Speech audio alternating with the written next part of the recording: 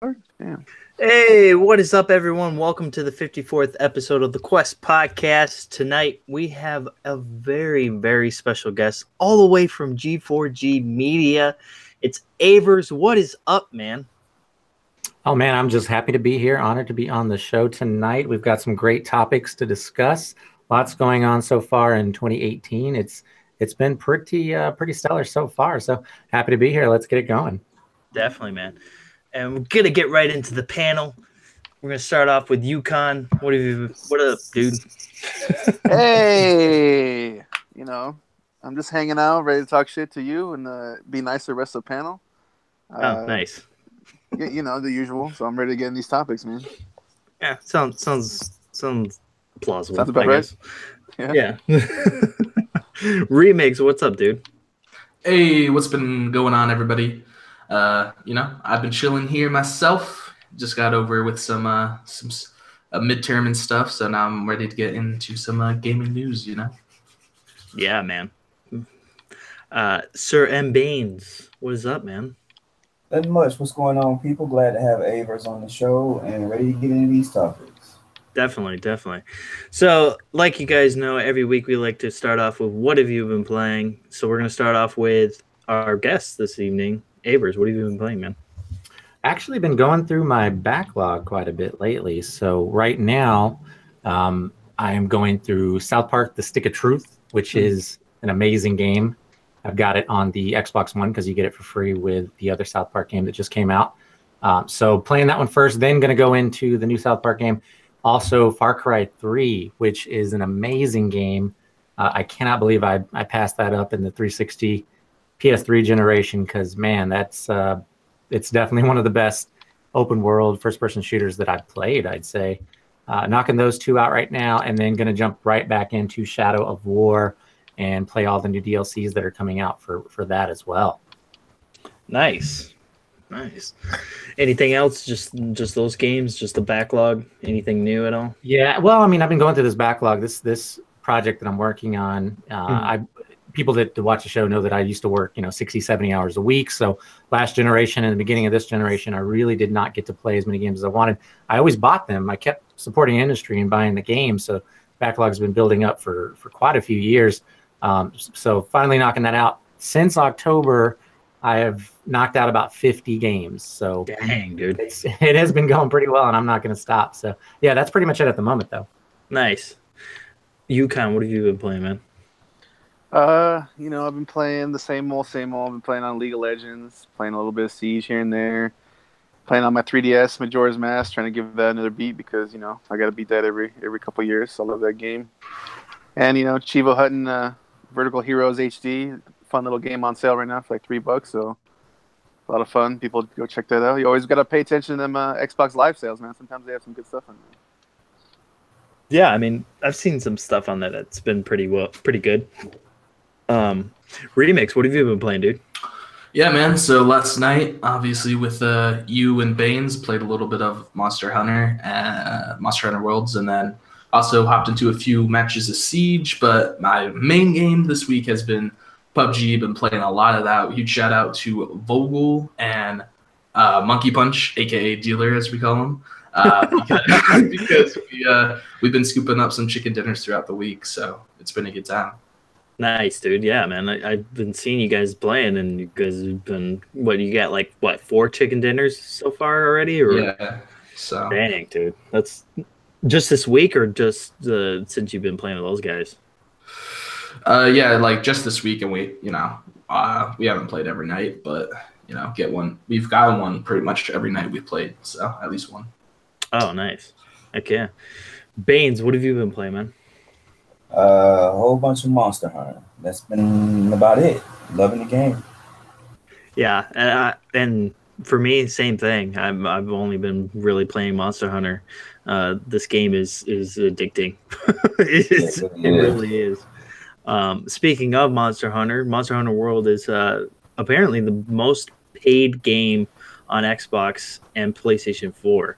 It dethroned PUBG from the #1 spot, according to the Xbox store. What do you guys think about this? You guys kind of seeing a trend here? Maybe PUBG is going to go away, or do you think, you know, it's just kind of a fluke? It's probably going to be a situation where you see every big game that comes out that's like a Monster Hunter. I think they shipped over 5 million in the first week there. Every big game does that, where it pulls away people from PUBG. And then over time, as people kind of get used to those games, I think they'll go back to playing PUBG a lot. I've already seen a few people on my friends list stop playing Monster Hunter and start playing PUBG, at least in the last couple of days. So I think that'll continue, and it'll happen all year long. Eventually, by the end of the year, though, PUBG probably won't have the player base that it has right now, at least on console. I don't think it will.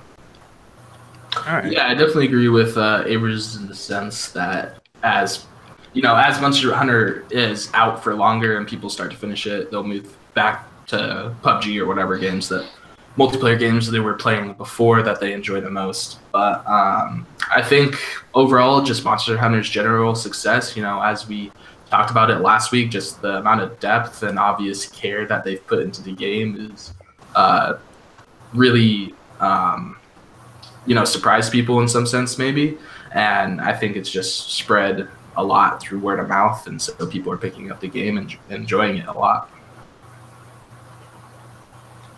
Yeah, I would echo the same sentiment. It's just kind of like the new hotness. You know, people want to play it, and Monster Hunter Worlds are really, really deep and good game. So, I mean, it deserves it. But you know, over time, the player base will start to wane a little bit, and people will go back to their PUBGs or whatever else they've been playing.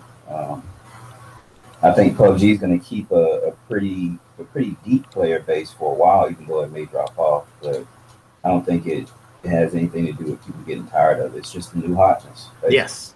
Yeah, you're definitely right about that.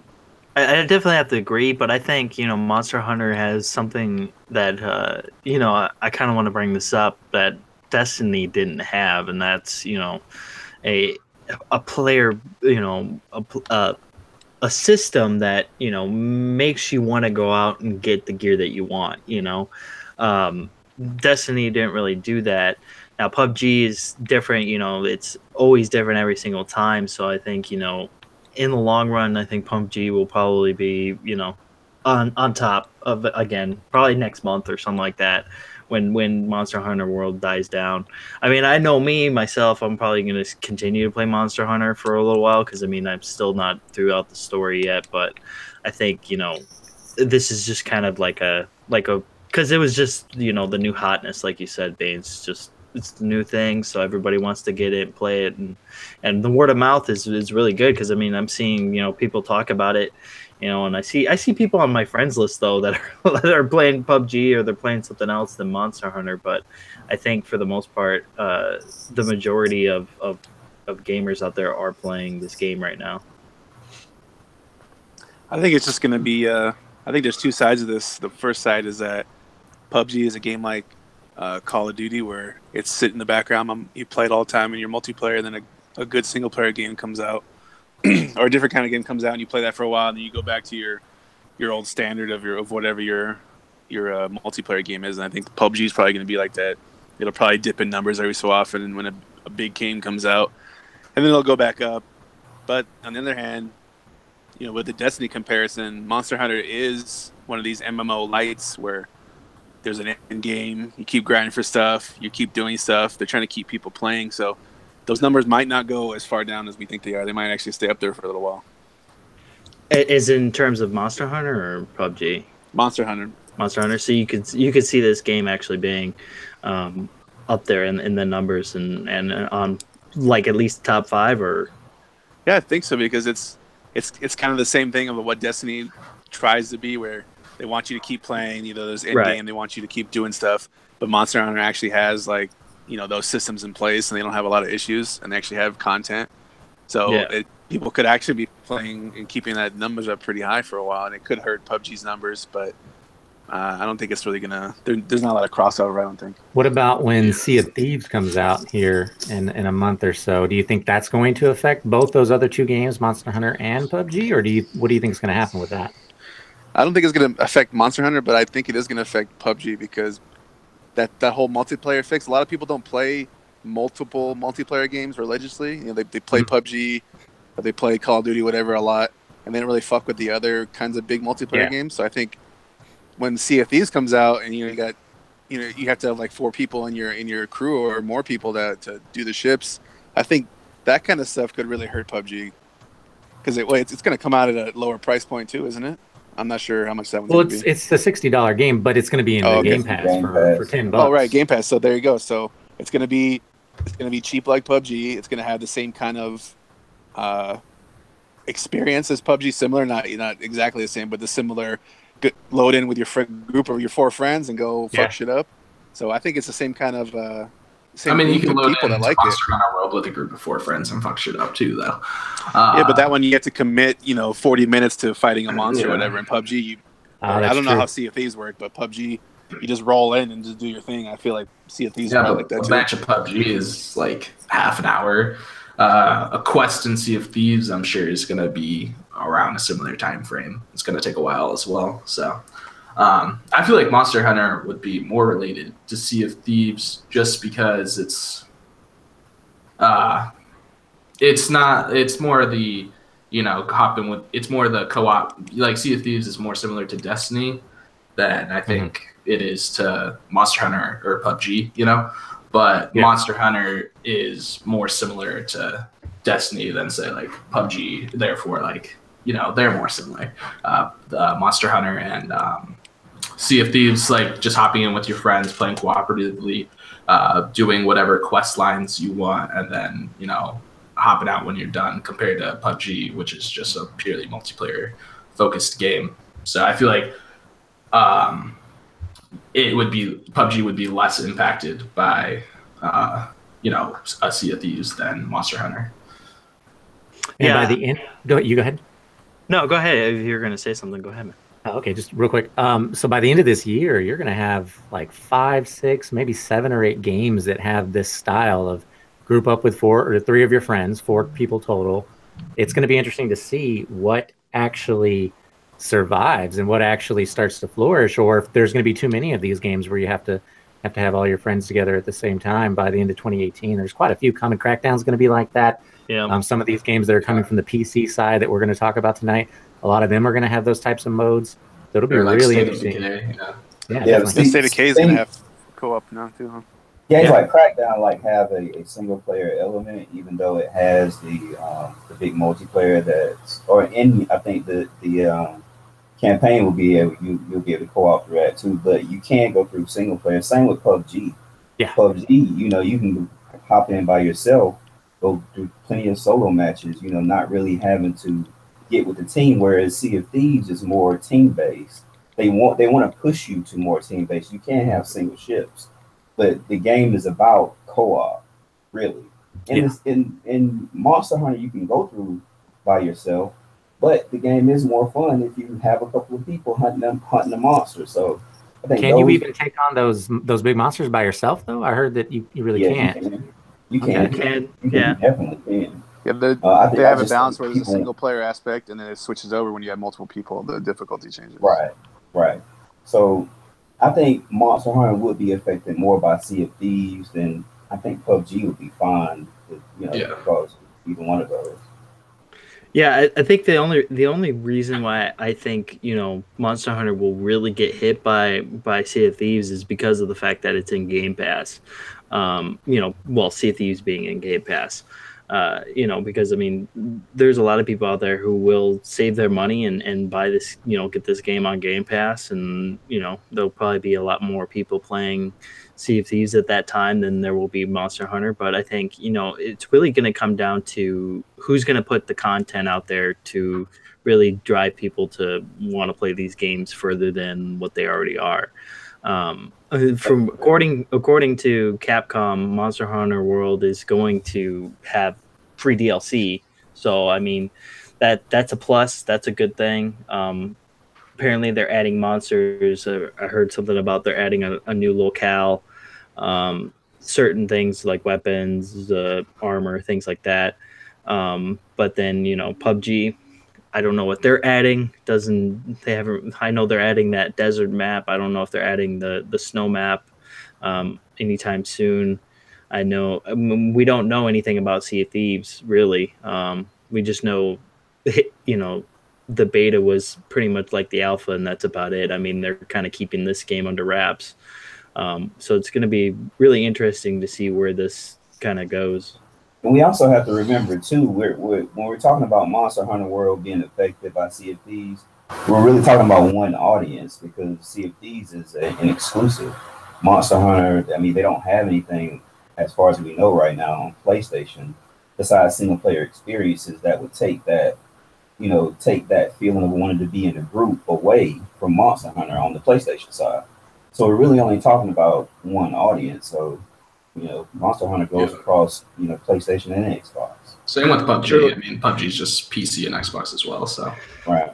True, and eventually Monster Hunter World will go to PC as well. So it's going to be interesting to see, where this year leads us with these games. But we're going to move on. We're going to talk about which developers / publishers of this generation have been killing it with their games. Avers, I'm going to start with you, man. What kind of publishers and developers do you think have been killing it this year this generation of consoles? This gen, so the first 4 years or so? Yeah, first 4 years. Publisher-wise, I actually got to give it up to Ubisoft. I feel like Ubisoft is... I was going to say the same thing. They've had, I mean, it's undeniable. They've had so many good releases. Yeah. Every year, they've got quite a few that, I mean, not only do they sell really well, but they've actually been received critically, for the most part, pretty well. And they've been fun for all of us that talk about them on a weekly basis. So I got to give it to them, publisher-wise. Developer-wise, I got to look at the games that I put the most hours in. Mm-hmm. And if I'm being honest about what I've seen when I look at my Game Hub on Xbox and when I look at some of the other systems and the hours I put in, Coalition is where I've spent about 1,000 hours in Gears 4 and Gears Ultimate. And I don't think I've put 1,000 hours into any other developer or their games this generation. So I'm going to give it to Coalition. That's probably my favorite. That's a good choice, man. I mean, those two choices are really good. I'm going to go with Baines. What are the developers and publishers, man? Ubisoft is the publisher. You have to come back to me with the developer. Okay. Remix, what is yours? Yeah, I mean, again, obviously, like Ubisoft was kind of mine as well, because I feel like they've done, they've always kind of been kind of not in favor of the consumer and stuff, but I feel like they've been turning that around with some good games. Like Mario Rabbids was a big one for them. Like just a big partnership for them. And obviously their like support with Rainbow Six Siege, which would be one of my probably most played games over this generation. Well, it was my most played game of last year, so Siege would definitely be up there in terms of games. So that's more to Ubisoft, and Ubisoft is also coming down the line with more games. Like I can't remember the whatever like their ship battle game is. That's kind of like the Black Flag ship battles, but like that game is a game people wanted. Far Cry looks good. Assassin's Creed was successful, so definitely Ubisoft for publisher. Yeah, Skull and Bones. That's what I was thinking of. Yeah. As for other developers, I don't know. Like I played a lot of Fallout 4, so I guess Bethesda, I'd give some to them. But Fallout 4 also wasn't received as well from some fans of Fallout, like mainly fans of Fallout 3 in New Vegas. Other than that, I don't know if there's really any other games that I've played that have just blown me away this generation. I know some games that will be up there, like Witcher, but like I never played The Witcher, so. Right. Yeah. That makes sense. For me, before I get to Capcom has been killing it, man. Just with Resident Evil 7 and now Monster Hunter World, just killing it over there at Capcom. I know they've had some trouble over there as of lately, with their laying off people and stuff like that. But hopefully they can bounce back and continue to give us these pretty good games. I'd have to say CD Projekt Red definitely it has been killing it with The Witcher 3. That game is still talked about to this day. I mean, that's the only game on this generation that they have. So hopefully they can get out that Cyberpunk 2077 before the next generation of consoles come out. But who knows? We'll see. I have to say probably another one would have to be Ubisoft as a publisher. They've been really killing it. I mean, I played a lot of The Division when that came out, even though that game was kind of broken at times. There was a lot of, I played a lot of Far Cry this generation. It was just, the Far Cries have been phenomenal.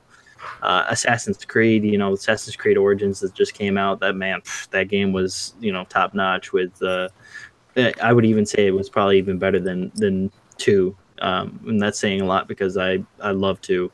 But it was just they killed it. But Yukon, what are your developers and publishers? I'd say Nintendo's been doing a really great job. Just obviously last year they came out of nowhere and dropped 2 Game of the Year worthy games. I think that's pretty good for a publisher to come out of left field. I mean, a lot of people counted Nintendo out of the game pretty much. I know a lot of people that did. And they just come out of nowhere. They're like, oh yeah, really? And here's fucking best games of the year, pretty much. Pick whichever one you want. But of the entire generation, I had a lot of fun with Fallout. I was one of the few people who liked Fallout 4, I guess. A lot of people didn't like it. I love Fallout 4. That's my favorite one. I wouldn't see, now you guys are getting crazy saying it's a favorite one, but it's the only one I've played. There you go. It's also his favorite. It's a great experience. I didn't like how they changed the communication system very much, but that's what do you mean a minor gripe in a good game overall.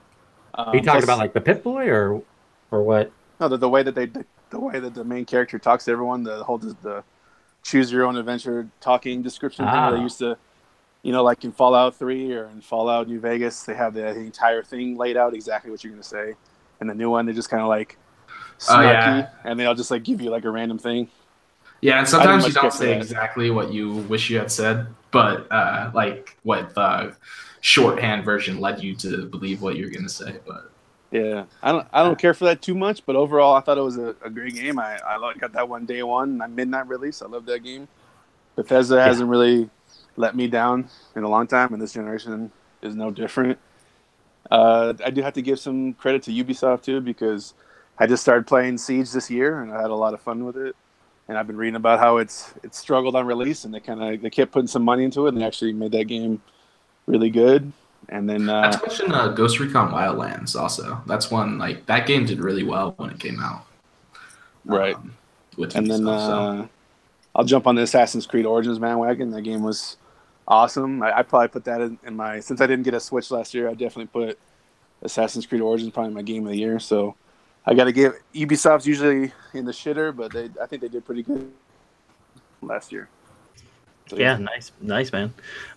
Bane's gonna come back to you. Do you got any developers or nah? I mean, I guess I have to go with the game that I still dub the best game this generation. That developer, the CD Projekt Red. Witcher 3 was just a masterpiece, and we're waiting with bated breath for Cyberpunk 2077. People went crazy just because they put some googly eyes on Twitter. So that's what I'm going with, CD Projekt Red. And the only other developer that I could think of that I really love the game, their games was Naughty Dog, and they're like a perennial all-star right now, even though they've been having some shakeups here lately. But I guess I would have to go with those two. Nice, man. Nice. So we're gonna move on to Red Dead Redemption 2.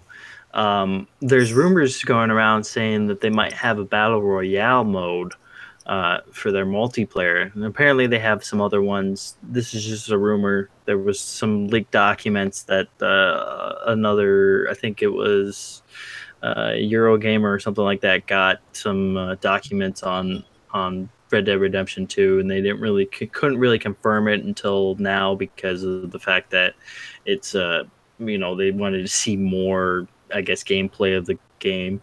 I guess they've seen gameplay, but what do you guys think of Red Dead Redemption 2 getting a battle royale mode if they do have one? Well, I think it's important to note the Rockstar's response as well. I mean, it could always just be the first speak, but they did come out and say that at the moment they're not necessarily thinking of a battle royale mode. They don't want to just follow the. They want to be different and innovative. They don't just want to follow the train that everybody else is going down, which is the battle royale game type. That's at least what they said. Whether they end up adding it in or not, we'll have to see. Wait and see. But personally, I think Red Dead, it's just such a good setup for the battle royale mode. So I do kind of want to see something, some kind of battle royale mode. But with Rockstar, I would want probably a smaller scale, slow shooting weapons, and just I don't know. Rockstar would have to find some way to make their mode different than just a copy of any other battle royale mode. So. Yeah, see, that's the thing. I think, Red Dead Redemption 2 has a possibility, of doing this battle royale mode. I think if anything, if anybody does it, Rockstar will do it the best in terms of, having their single player and their battle royale multiplayer type of mode. Simply because, I think though they probably won't come out with it right away. It'll probably be something like GTA 5 where, the online wasn't played right away. It came out later on. I think they'll kind of do the same thing with this if they actually do battle royale mode. I know he kind of hinted at it, but then he also kind of pulled it away from us. Zelnick over there at Rockstar, or Take-Two, sorry. He kind of hinted at something, but then he also kind of was like, well, we don't really have plans for it. But I think, if the time is right and they really want to, they hear feedback of people wanting to have a battle royale mode set in the Wild West, I'm sure they're gonna figure out a way to do it. Yeah. Yeah, I think the battle royale mode is just kind of the new standard. Right. When Team Deathmatch came out, they started throwing Team Deathmatch modes in every fucking game. I mean, I think battle royale is just going to be another one of those modes that we're going to start seeing everywhere. Yeah, and I think that's the problem, man. I think we're gonna start seeing these all over. It's gonna be saturated. It's almost kind of like the first-person shooter, where that got kind of saturated. We're not seeing too many of those as much anymore. I mean, we do see them, with Call of Duty, Black, First-person shooter is kind of like a wide genre. Anything that's Right. first-person with a gun is a first-person shooter. But in terms of fuck, where was I going to go with this? God damn it. Go ahead. All right. Anybody else on the subject of battle royale for Red Dead even if Redemption? they did come out with a battle royale mode, I mean, they're gonna loot box the hell out of it. So, I mean, yeah, they will. They'll definitely come out with some type of version of it for sure. Exactly. So I wouldn't necessarily say it would be better than anything that PUBG is doing, because I believe they would even try to lock some guns behind some loot boxes or something like that, which you don't have in PUBG right now. So I don't think it would be. I don't think it would be any type of competition for PUBG. I think the name recognition, the power of Rockstar could be a big competition for PUBG, only because PUBG might be a better game than what Red Dead could do with their battle royale, but with the extra money they have and the power of Take-Two and the bigger team that they have, I think they could push out a lot more content and it would really keep people playing it, even if they had a game that wasn't as good as PUBG. Mm-hmm. And at the moment, PUBG, it has issues, especially on console. So yeah, I mean, PUBG is great, but it has its issues, as you said. But it doesn't really have any really big competition. Its only competition is a free game. Whether you like it or not, it's free. Okay, it's not a huge competition. So if another publisher comes in with a fuckload of money to make a big competition, PUBG might crumble. They might. I don't know. Mm-hmm. Yeah. Avers, your thoughts on that? All someone has to do is make it more addictive than PUBG. And if you've got this many people complaining about PUBG, I have several PC friends that used to play. They don't play it anymore because they got tired of some of the issues that they were dealing with on PC. If you've got a game messing up like that, where people are, getting upset about it to that extent that they're going to stop playing it, then, say Activision or one of these other companies comes along and does it, Ubisoft could do it with Ghost Recon. Someone mentioned that earlier. If they do it with those, and it's better and it's addictive and it keeps people coming back, month after month, then yeah, I think PUBG is going to suffer and people are going to abandon it eventually. Like I said before, at least on console, I think that'll happen. Yeah, I could see something like that happening. Because PUBG, I mean, right now it's hot. It's hot right now because it just came out on Xbox. But I think if they don't add that desert map and they don't add something else to it. Maps. Yeah, they just need more maps. They need more stuff going on in the game. Well, they need a larger team because like the desert map, it's gonna come to Xbox. It's just a matter of when. And obviously, the whole team is probably just working on one map at a time. So if they have somebody that backs them up with more money, which we always allude to, Microsoft, then they could have a bigger team, pump out more content, which is really what it needs to sustain itself against upcoming competitors, Yeah, it's going to be interesting to see what Rockstar does. I mean, if they do like you guys said, if Ubisoft does something with Ghost Recon, that might take away from PUBG. And then maybe Red Dead Redemption 2 might not even actually do a battle royale mode just because of the fact that maybe they might be afraid that Ghost Recon is doing so well or whatever if they actually do it. It's going to be interesting. This is something I'm going to keep my eye on. I mean, this is definitely something that kind of interests me because I mean the battle royale I don't really get into it, but I think it's kind of fun to play sometimes with your friends and stuff. But but speaking of something that might actually come with a battle royale mode, COD 2018 may be Black Ops 4, and I've known in the past that COD is Activision has kind of hinted that COD might get a battle royale mode, but I don't think that'll happen. But what do you guys think of Black Ops 4? Are you guys interested in that? I mean, I know it's supposed to be set in a modern setting with more of a kind of Modern Warfare feel to it. What do you guys think? I'm excited for it because Treyarch's gonna make it, and they're the ones that make the good fucking Call of Duty games, in my opinion. But forget about Black Ops 3 for a second. Let's pretend like that game doesn't exist. The rest of Black Ops 1 and 2 was pushing it, but all right, 1 and 2 and World of War, I love those games. I played them to death. I hope that Treyarch is reading the tea leaves and they pulled away from the futuristic crap. Like they actually said, they're making these games every 3 years, so they started this shit 3 years ago. I hope that they read their tarot cards very well, so they could see exactly what the community is kind of wanting and what they're kind of tired of. So I really hope that it's going to be a good one. I have faith in Treyarch. They're going to right the ship.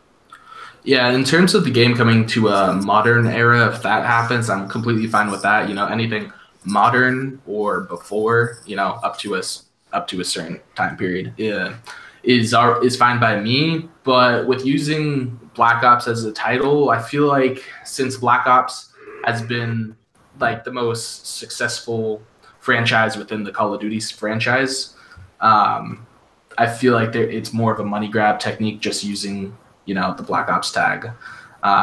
So we'll have to wait and see if it actually plays into the stories of 1 or 2 into the Mason family, or not the Mason family, the Mason family. Yeah. I hope they drop that whole storyline and just like start a new thing, man, honestly. But if they don't have, I mean, Black Ops 3, I didn't really play it, but I don't know if it had any real relation to the Mason family. But that Black Ops 3 was a money grab title name as well. So that's just kind of my biggest worry. Like, don't call it Black Ops if it's not related to it. And I feel like it's kind of time to start a new story anyways. So definitely 3 did that because it was like the first 2, you really felt like you were, especially the campaign, you felt like you were, secret agent or whatever the fuck you want to call it. But Black Ops 3, you're just going to the overpowered super soldier shit, and it didn't really feel like the same thing as the last game. So I agree with you. They need to drop that shit and bring it back to basics. Yeah, I think COD has kind of learned its place in a way, because I mean, I know the COD community is huge, and they have a real big huge voice in that community, to say, you know, we don't like this kind of stuff, you know, raw running and boosting in the air and stuff like that. But yeah, it seems like it's gonna go back to basics. But I think, you know, Remix has a point where it's definitely gonna be probably a cash grab game, because of the fact that it'll have Black Ops 4 in it. But that's just a rumor. We don't know for sure if that's actually going to be the game's title. But I think if anything, they do like a modern day game. Hopefully, it's more realistic than, say, Modern Warfare was. Just because that game didn't really seem that realistic to me. Am I the only one that really wants to see them do more historical wars that that have happened? Give me some more Vietnam, man. Vietnam. Yeah, that's what I would love to see. Mm-hmm. That was some of the best parts of Black Ops 1 was the Vietnam sequences. So bring that back.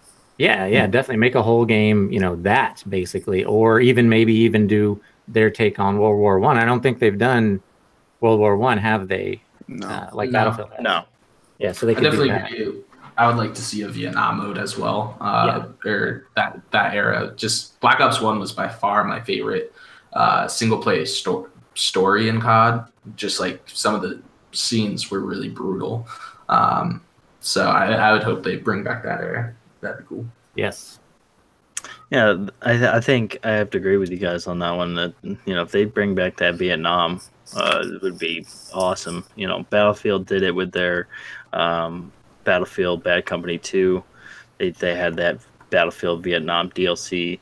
They did that, and we haven't seen a Vietnam game since then. It was just kind of like it just kind of got dusted under the rug, and Vietnam's just like it never happened, which is not true because it did. But I think if they do something, they should go back to Vietnam. I think that would be a good, interesting, because that time period is so interesting. It's like people wanted peace and harmony, and then there was a war going on at the same time. It was just the country was kind of torn apart in that era. So it'd be kind of interesting to see what they would do with that.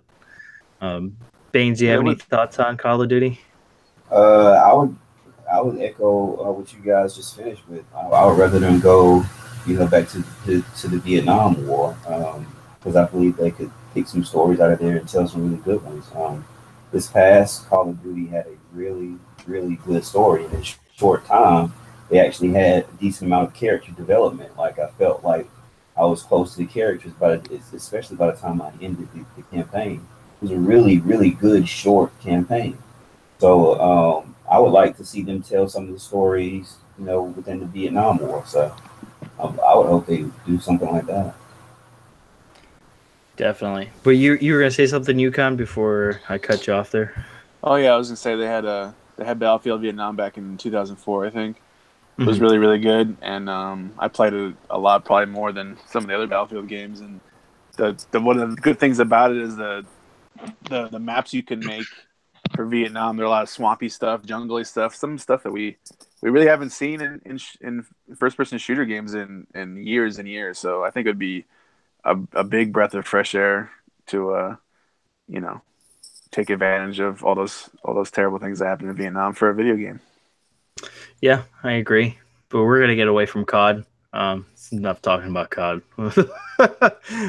Vampire gets a release date of June 5th. What do you guys think of this release date? I mean, for me personally, I think that's a perfect time to come out with this RPG-esque type of game.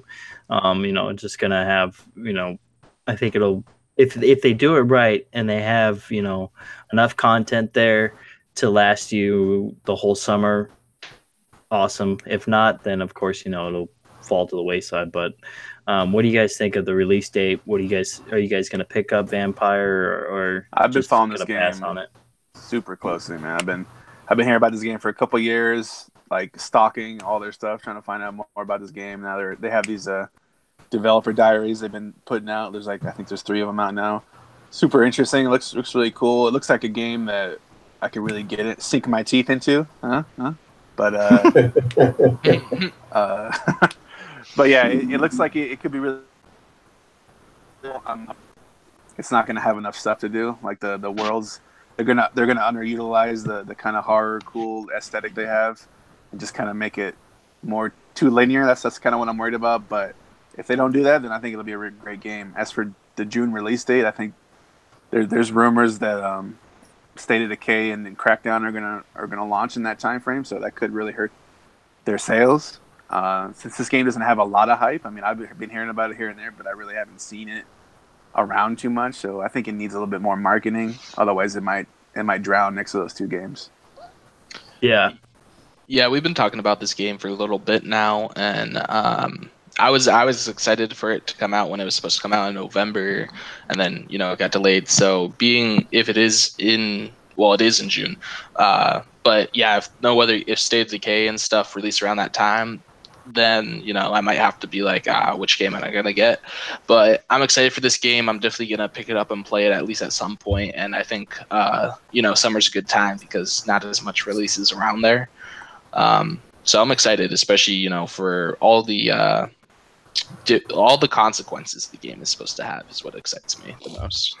Yeah, and that's the thing, like Yukon said, with these two games, State of Decay and Vampire coming around the same time, I think, State of Decay is going to be its real competition because of the fact that it's a co-op game. You're going to be able to do, it's a co-op kind of RPG-esque type of game, and you'll be able to do a ton of stuff that you probably won't be able to do in Vampire. So, I mean, it will probably take away from a lot of Vampire sales, especially since State of Decay is an Xbox exclusive. So that's going to go straight to Game Pass, and it's probably not, going to go, so you'll be able to play it for what, $20 a month or something like that. So yeah, $10. $10, yeah. So I mean, $10 a month or $60 straight up. This is the same developer that did Vampire the Masquerade, right? Like some of the same people that worked on that game. No, I think it is the same. Some of the same people, but it's different developer. It's the same developer that did Life is Strange. Well, I don't know if you guys had a chance to play Vampire the Masquerade Bloodlines. It's a PC title. Came out, I think, around 2005, 2006, but it was actually a really great game. I actually built a PC rig just to be able to play that game when it first came out because I'm big into vampires and stuff like that. It was really fun. So if they can bring some of the mechanics, some of the things that you had in that game over to this is going to be one of my favorite titles. It's a different, no doubt. It's a different developer, but I think they take an inspiration from it. But I think there's some people that were on that team. Yeah, some of the people that worked on it are working on this. Yeah. Yeah, I think if they could come through with the world building aspects of the game that they promised, I think it's going to wind up being a really good game. And everything else comes into place, of course, gameplay and things like that. But I like the fact of you choosing. I mean, when you kill somebody or you leave them alive, how much they were trying to explain to you that that's going to affect your environment or whatever town or city or whatever you're in. So if those effects, if you can really see those effects ripple throughout the game, all the way into late game, see things that you did in the early game that really affect how the world is when you get to the late game, if that pans out and everything else falls into place, gameplay, scenery, all of that, I think it has the makings to be a good game, a really good game. Yeah. And like Remix said, we were talking about this. We were expecting it to come out in November. I think we were all kind of, semi-hyped for this game. Yeah, man. As long as they can keep that energy, I think it'll wind up being a good game. I'm definitely looking for it. I mean, it's a day one for me, without question. Yeah, definitely. Nice. Yeah. I'd probably pick it up day one. But I also, with State of Decay being on Game Pass, I'm definitely going to want to play that probably first and then probably play Vampire. Just because I know I know State of Decay is just it's gonna be right up my alley. I played the first one on the 360. I actually enjoyed it, but I didn't get the definitive edition on Xbox One because it's just like, well, I already played it. I don't need to play it again. Yeah, the first one was kind of like a sleeper hit because it was on Xbox Live Arcade, and it was just kind of like sitting there. And I heard a couple things about it. No one really knew anything about it, and then it ended up being like this huge hit. Yeah, I was happy to pick that one up. It was great, and it ended up selling very, very well for them, considering how low budget it was. They made a lot of money on that one. Yeah, and it looks like, this game's going to be higher budget this time, and it's the same thing with Vampire. It looks like they're going to have a higher budget as well. Over Life is Strange, because Life is Strange is kind of it's a little bit lower of a budget. It's an indie game, but this Vampire, I think it's gonna be interesting. Like with a lot of these topics, this year's gonna be a real interesting year for gaming. Actually, I wish they would have. I wish they wouldn't have. I know they had to push it back, for whatever reasons, extra polish. I can't argue too much about that, but I think it would have been perfect if they could have, buckled down and maybe released it like right around now. There ain't shit releasing right around now. We got Monster Hunter, but there was nothing in January. Nothing for the rest of this month. March there's 1 or 2 medium titles. They could really dominate right now. That's what plus I want to fucking play right now, so maybe I'm a little biased, but that's just the way I think about it. No, I absolutely agree with you. I think, if they, we don't really know what's coming out. We don't know what's coming out in May or April. So it's like, I think the next game that's going to be big is probably Far Cry 5. And that doesn't come out until the end of March. So, this would have been a perfect time for that game to release. But, oh well. But Bandai Namco may be making a exclusive FPS game for Nintendo Switch. What do you guys think of this? I know there's not really much details on the game, but we can always kind of imagine what an FPS would be like on Nintendo Switch, especially since they put Doom on there. Would this be something you guys would be interested in? I'm sure you guys would probably be playing it handheld because you can play it anywhere. What do you guys think of this? I think the bigger point of this is just how well the Nintendo Switch is doing. We know the sales, and now you have Bandai Namco making a Switch exclusive. So, regardless of what type of game, because there's no way we could even guess right now. You can probably say what you want, but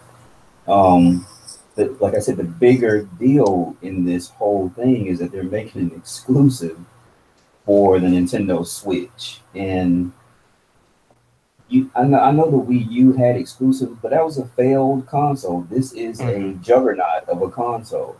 And it's showing that all the time with all these third-party companies. They're starting to bring their games over, go through whatever extra work they have to do to make sure their game makes it to the Switch. And now you have this one coming out and saying, "Oh, we're making it exclusive," and probably pretty sure during the life cycle you're going to have a few more make Switch exclusives. And if they are blockbusters, that's going to push the console even more. So you have a system that if the Xbox doesn't watch out, it'll pass Xbox in the next year. So if the sales continue. You guys think this is some type of deal that they made? Because why would they not want to have a shooter on Xbox and on PS4 if you can reach more people? Well, yeah. They made a deal. Yeah. But I just think the deal would not have been able to be made if the system wasn't selling like it is, right? So that I think that's just the bigger picture here. Yeah, and in the article, it even stated that Bandai Namco is moving some resources towards just Switch stuff as well, besides this FPS that's going to come out. I'm, of course, first-person shooters are my main jam, so I'm always, looking for another good one to come out. So we'll have to wait and see as we get more news on this game. But yeah, it's exciting.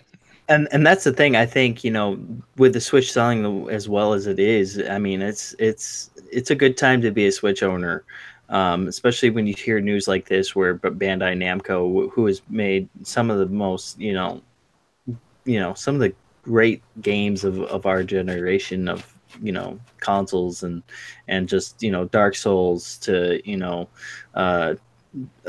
shit Tekken. That one's for K Mega. But I think Bandai coming out and kind of saying that they want to kind of make an exclusive for Nintendo. It's sounds like more companies are going to get on board probably and make exclusives for Nintendo Switch, and that's always a good thing. I mean, more games the better for us. Mm-hmm. Yeah, the more exclusives Nintendo gets, the more deals they get with the other developers. That puts pressure on the other consoles to up their fucking game. If Nintendo's getting crazy and getting more, they're sucking money out. Then the other two fucking developers, they gotta push out better shit too. Yeah, promotes. I think it's just better for competition. Everything. Yeah. So. Yeah, and that's the thing. I think these companies are starting to see that Nintendo Switch is it's here to stay. It's not like the Wii U where it kind of died out and things like that. And I think they're starting to see, oh wow, especially with this year being its first year being out. What did we get? We got Mario.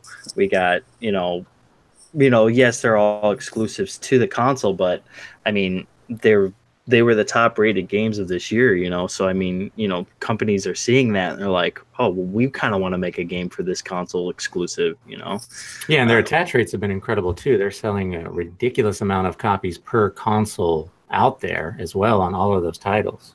Mm-hmm.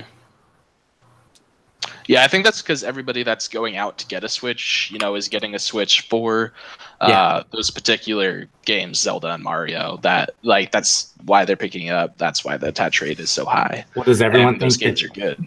That this game is going to sell as well? Do you think this is going to make it? Because it is a shooter. That's not exactly what people go to Nintendo for. Yeah. Well, I mean, it probably just depends on. Obviously we have no concept of what the game is going to be, so it just depends on what it ends up turning out to be. Is it going to just be a linear game? Is it going to have multiplayer aspects? We'll have to wait and see. Doom would probably be some type of barometer, even though it was already on the other consoles and it was just ported over to the Switch. But that would be kind of a barometer to tell you, what a first person. You said Doom? Yeah. That would be to tell you kind of what a first-person type shooter would do on the Switch. Yeah, that's right. And this is also, Bandai Namco, so some people are going to be interested just because for that reason. So. Yeah, and Switch is it also just from that Nintendo Direct that just came out, it looks like Switch is going to have another good couple of months here.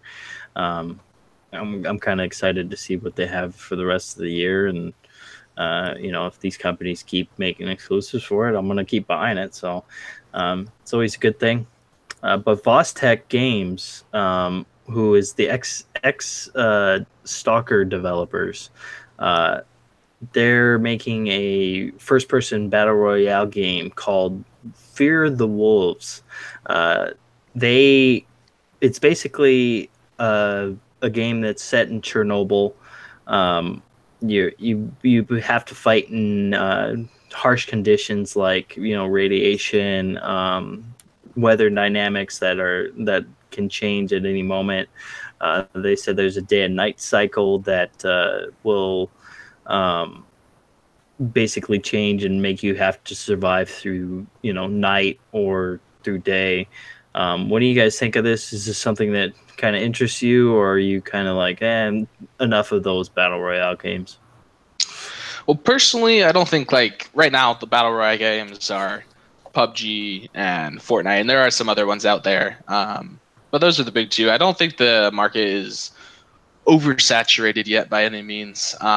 Personally, after reading this article, I'm really excited to see what this game brings out, because it does seem like they're gonna put a real emphasis on environmental effects, such as nuclear storms, like radiation storms and stuff, as well as they said that there's monsters howling out there, so who knows if they're going to play any part in the actual gameplay.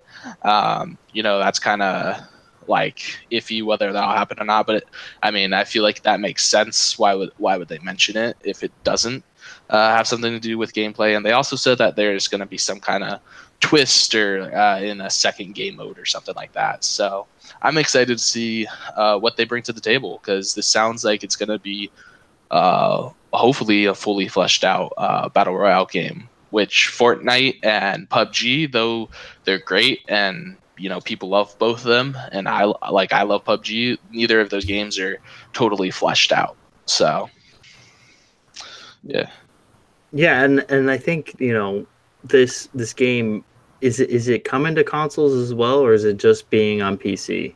Well, it's coming to early access in PC this year. They also said that they plan on coming to console later this year. Well, at least Xbox Game Preview. As for PlayStation 4, they plan to bring it there as well, but at a later date. They don't have a time schedule for that at all necessarily. So I'd say 2018 for Steam early access for sure. Hopefully for Xbox Game Preview, and who knows about PlayStation. Yeah, and that's the thing. When I was reading the article, I was like, "This sounds interesting," but I'm like, I'm had enough of the battle royale, type of talk. But you haven't even the talk. Okay, I was gonna say you don't play battle royale much, and there aren't that much aren't that many games out yet. But no, I'm just saying this is a huge topic in the gaming world with these battle royale games, but it's it's enough to talk about the fear the wolves. It sounds interesting. I think it'll have something that PUBG doesn't and what Fortnite doesn't, but I don't know if it's something I'm gonna sink my teeth in. Mm-hmm. It's something I would definitely be interested in giving a shot. Especially if you're talking about a PUBG or just battle royale type experience, but you're adding in an environment that changes, so you have to adjust according to that. And then you have things that may or may not be in the environment that may attack you along with other players. It has an interesting dynamic to it. So, it's something I would definitely be interested in taking a look at. Yeah, I get a ridiculous amount of those games that come to the early access, at least on the Xbox platform. So I'll definitely be checking it out when it comes out. And I don't think we're anywhere close to oversaturation for battle royale yet. Maybe the talk about the talk, but definitely not. There's not that many games with it. Yeah. No, I wasn't meaning the games. I was meaning more of just the talk of battle royale. It's just oh gosh, more and more battle royale. Because you see it all the time in the news right now. Everybody's talking about battle royale game. Tonight was basically the battle royale episode. Because we just talked about battle royale a lot of the time. Yes. But I think it's interesting enough of a game that I'll keep my eye on it. Because I played PUBG when it was on PC. It was fun, but once it hit Xbox, I was just kind of I'm done with it. I was just kind of done with it by that point. Sucks, but I'd rather play with the controller, but it sucks to be done with it. Any thoughts on that, Yukon? I don't give a fuck about battle royale, so that's just me.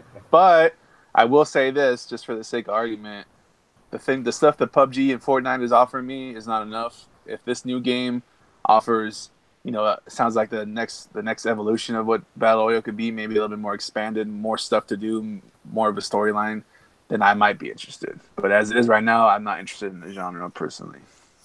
Yeah, I understand that. You're more of an achievement hunter, and I don't think any of these games have achievements to them, do they? I like achievements, but I need a story in my game. Yeah. And if I'm gonna play a multiplayer game, I didn't really like PUBG that much. It's too much randomness personally for my taste. So those two things combined make me kind of stay away from it. So if they change it in a different way and go a little further, maybe I'll pick this new game up. All right. So that that's it for the night, folks. We had a lot of fun. We talked about a lot of battle royale modes and battle royale this and battle royale that. But we're gonna get out of here. But before we do, I want to say thanks to everyone who's been following us on Twitter, and also everyone who's been subscribing to the Quest Podcast channel. We really do appreciate it. It's been an absolute blast since we started this. So we want to continue to keep going and keep thriving and keep giving you guys new things, and hopefully in the future we're gonna start doing some more things with the channel, but time will tell. We'll see. I don't want to give you guys too much yet because we're still working things out, but before we go, I gotta do our outros. So Avers, where can they find you, man? Sure. So in the description, we've got the Twitter for me. It's AVERS_G4G Media, if you want to follow me on Twitter. And the YouTube is G-4-G Media. And we're working on a few projects with a few people right now. Nothing to announce yet, but here coming up in the next week or so, we'll do an announcement. Got a bunch of things in the works for 2018. So thanks for having me on. It was a great time.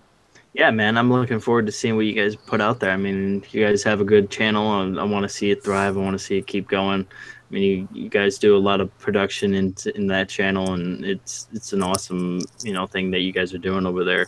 Thank you. Yukon, where can they find you, man? I'm on Twitter. Twitter is what I meant, not Twitter. Twitter? Type in Twitter. Maybe I'll be on there too. You never know. Yukon Corns, and I'm on Xbox Live. Yukon Cornelius, obviously, because that's the same thing. I'm on there talking shit, chasing chivos, and then on Twitter, I'm usually on there telling people they're wrong. Mostly Dark Optimus, but you know how that goes. And then everybody at home, thanks for watching, listening to the podcast. Go on that and go check out our Facebook page. We're posting cool/dumb shit on there too. So come check us out on there, Gaming and Questing on Facebook. Yeah, definitely go check out the Gaming and Questing Facebook, guys. We usually try to put as much as we can on there per day. So, there's always something crazy going on in the gaming world. So we try to get that out there and show you guys, because you can't see everything. So hopefully maybe you guys check that out and you can read an interesting article or two. But Baines, where can they find you, man?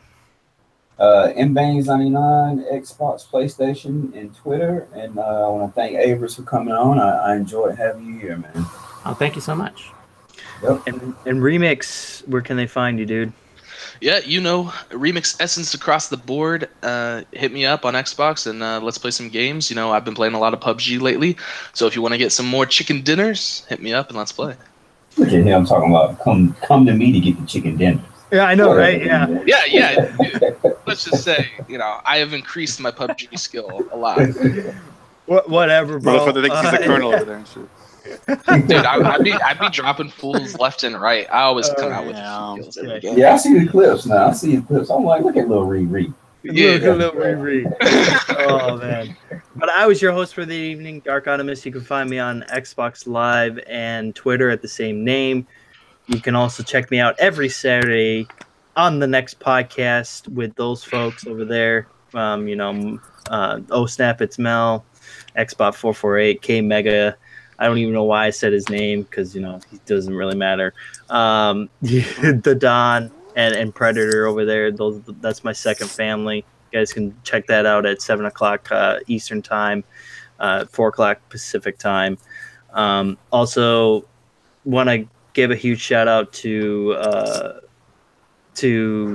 Vogel's Krieg and Monkey Punch. Man, you guys got me through some stuff this past week, so definitely shout out to you guys, and go check out that Facebook page, guys, because we really do want you guys to get more involved with what we're doing.